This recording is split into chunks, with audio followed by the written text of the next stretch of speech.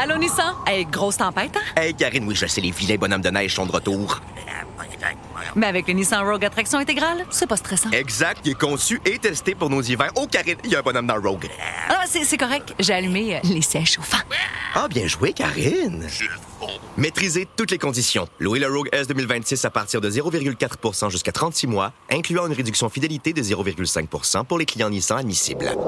Jusqu'au 2 mars, sur approbation de crédit, les conditions s'appliquent. Détails chez Nissan. All right. Welcome back to the Elias Makos Show. Let's talk some real estate and a story out of real estate here in Quebec. So 2 real estate brokers concealed an inspection report which revealed water damage in the basement of a property they were selling. This according to an investigative report from La Presse.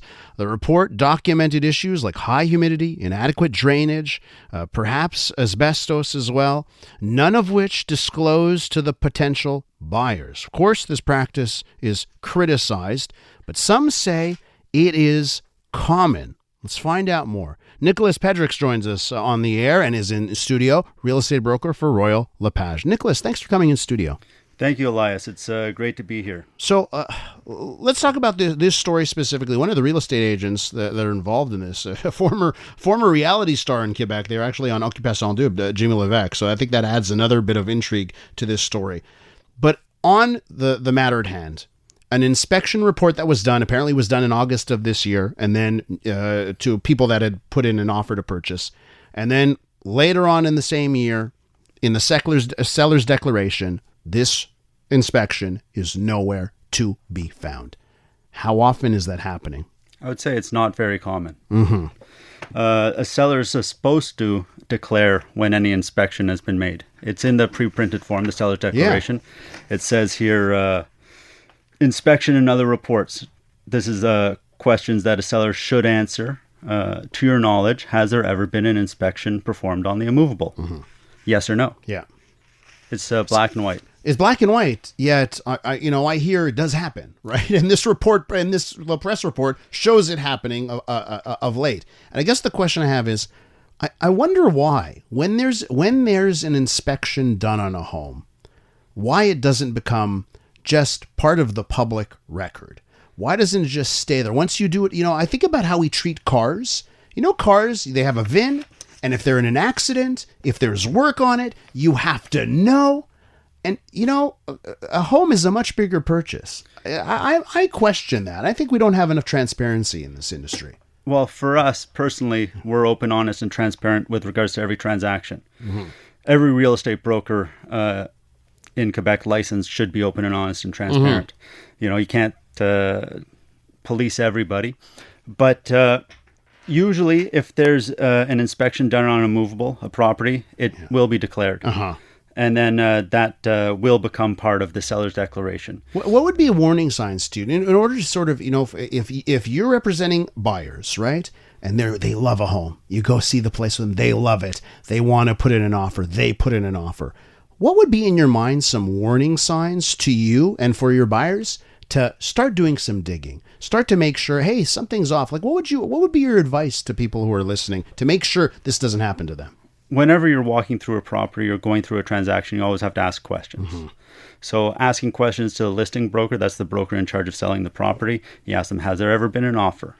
Yes, no. If there has been an offer, has it ever been accepted? Yes, no. If it has been accepted, then you ask another question. Was an inspection done? Yes, no. Do you have the inspection report? Yes or no. Yeah. Why do you not have the inspection report?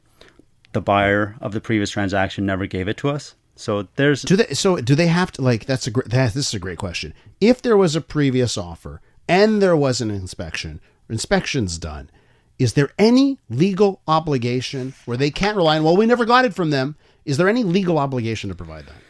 There's a legal obligation for the buyer of the property to cancel his offer if he's canceling due to factors found out during the building inspection, to provide the inspection report. Okay.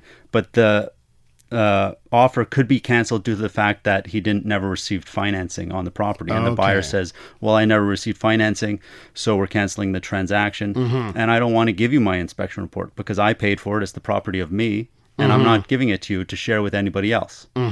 Gotcha. That could happen. And specific cases. So it's not very common, though. So you've been in real estate now for 15 years. I know you got the family as well for even longer from that. What are some of the things that you are, you've got the Hawkeye vision on? Like when you visit homes, what are you looking at to protect your potential buyers? You look at everything. When you walk in a house, you look for deteriorations and finishings.